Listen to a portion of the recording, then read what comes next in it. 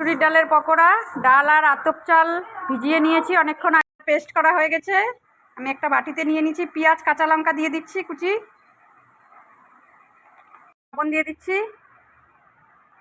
অল্প হলুদের গুঁড়ো দিয়ে দিচ্ছি, জিরে। ভালো করে মিক্সড করে নিব।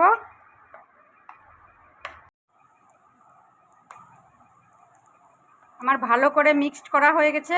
ওইদিকে আমি তেল দিয়ে দিচ্ছি। আমি এখন দিয়ে দিচ্ছি, ছোট ছোট করে পকোড়াটা ভাজবো, তাহলে খেতে মুচমুচে হবে, ভালো লাগবে।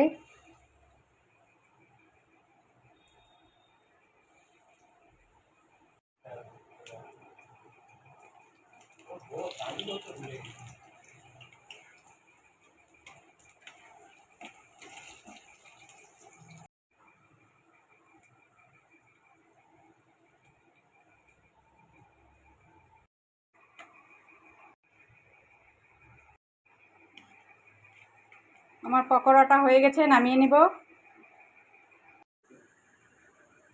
পকোড়া একটা ডিশে নিয়ে নিয়েছি।